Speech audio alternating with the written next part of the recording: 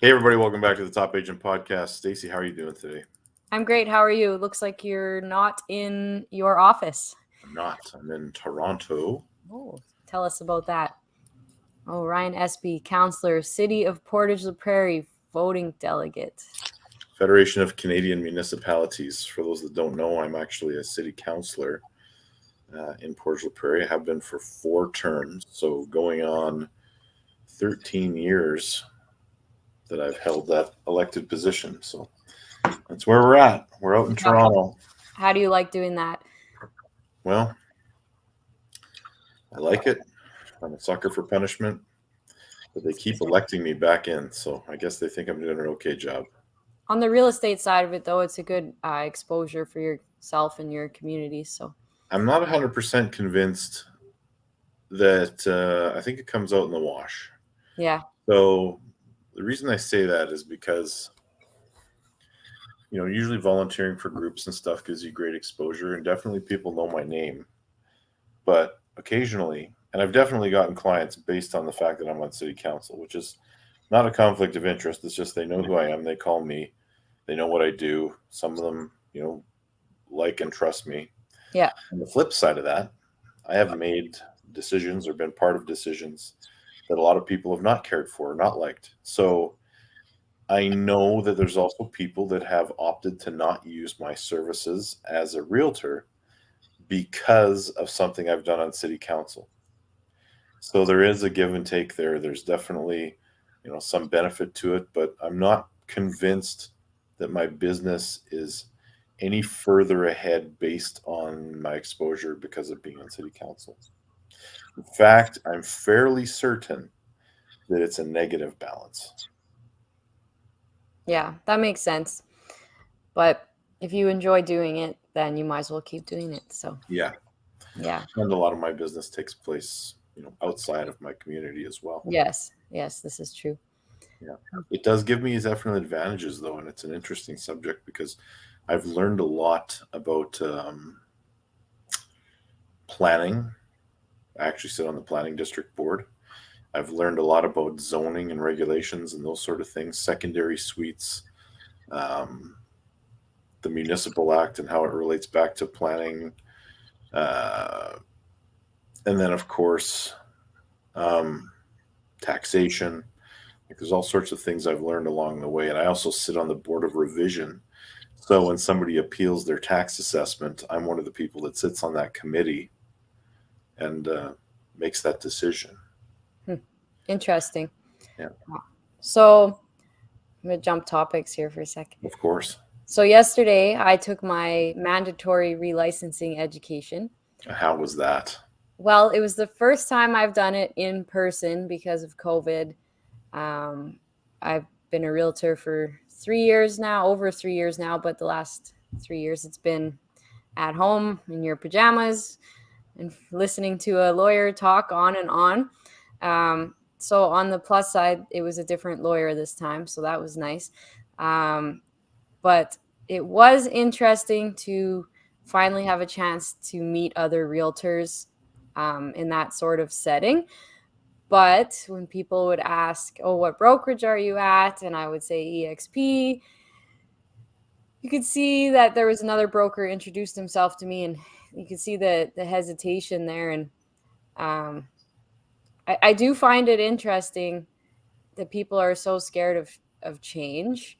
Um, and somebody there said, "Oh, I'm actually looking at becoming a real estate broker." And I talked to this person, and I just don't understand why you want to take all that on when you could grow a team in this sense and not have all that extra responsibility. But it was definitely interesting to see the reactions when I said I was with EXP. So Yeah, I definitely have experienced the same thing. It's like somebody deciding they want to buy a blockbuster video. yes. It's probably not the best investment, but there Mhm. still is a need for brokers. Yes, there is. There still is a need for brokers. We do need brokers, but so a lot of people seem to think as they grow their business, that's like the next step to making their business bigger. Well, we can't have everyone being a broker. So Yeah. I feel like people need to be more open to change. Um, there is other brokerages coming up with similar model to EXP, and I think that's kind of the way the world's going, is non-traditional sense for real estate, and that's all that's going to be left, is these brokerages in the end that are doing everything online. That's it's definitely the world. The world is changing as far as how we look at business. But if you look at the broker model in the traditional sense, and you look at the cloud-based brokerages, because there is more than one now, Yes, there is. You have an opportunity with where's my hand here in the video? You have the opportunity to buy a brokerage, a traditional brokerage, and you are going to make your money off of your own business that you're selling real estate, but you're going to try to make money off of your commission split to the agents you bring on your team. Yes. The two things that need to happen is, first of all, that agent needs to make money. Yeah. You have to have a healthy enough split so there's an upside for you. Mm-hmm. And you're very geographically limited.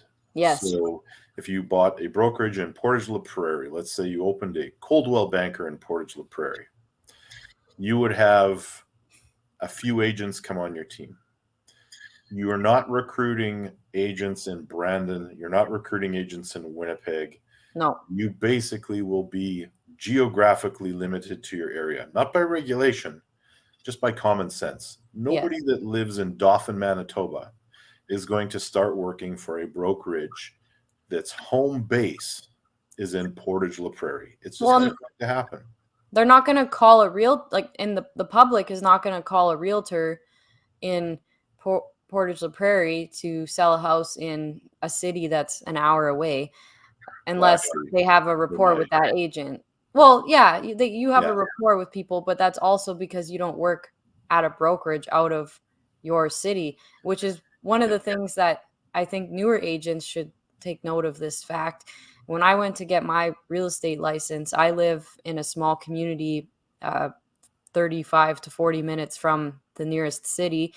And I chose to hang my hat at a brokerage in the city because I didn't want to geographically limit myself to this tiny town and its surrounding areas, because a lot of the public doesn't know, like, oh, you can sell a house in the city. And so it was different. And I definitely don't regret that decision. It was a very good decision on my part. And then now when I tell people I don't have an office and I work from home, I've been getting a lot more listings.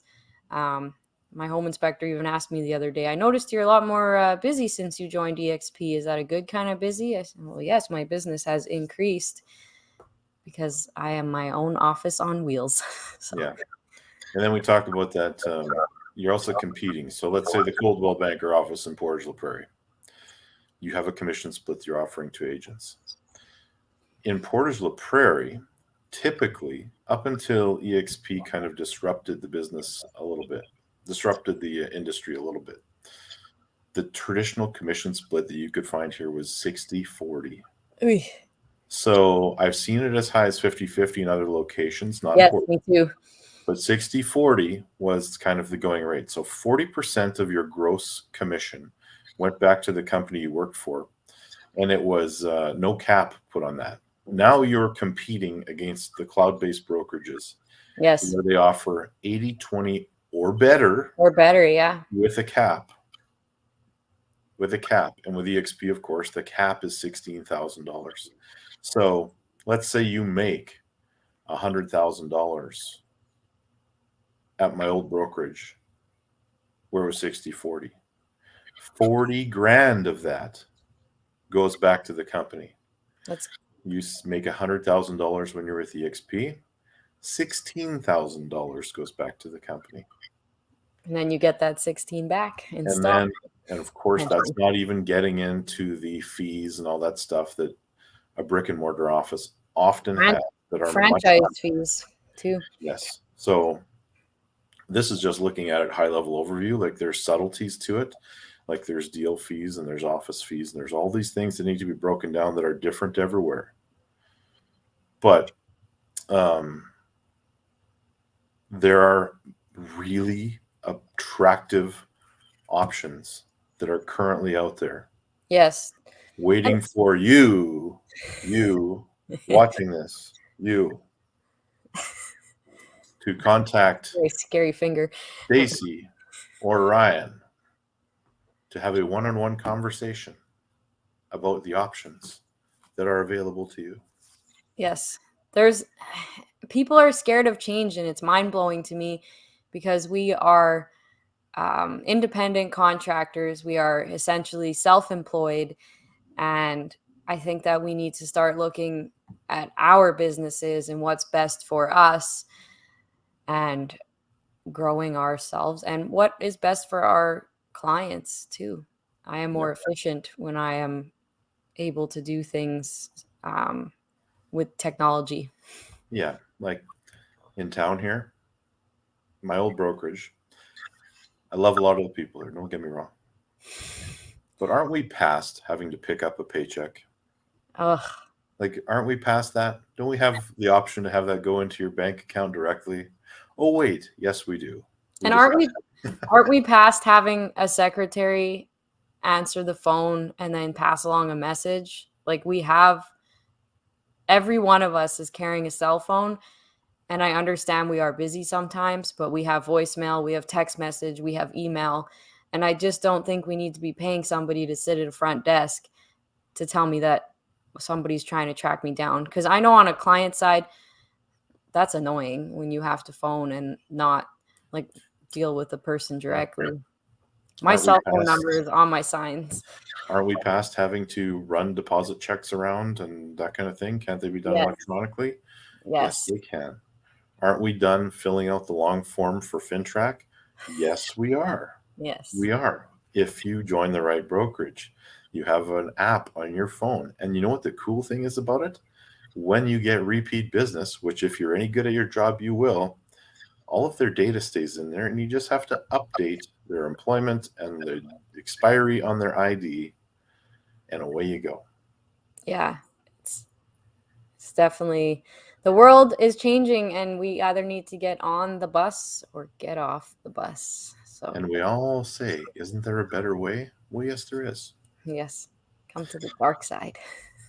which is in many cases the light. Yes.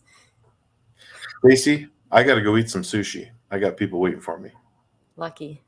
Yeah, Well, have a California roll for me. I shall. A short episode this week, guys. We'll be back next week. We got some big things lined up.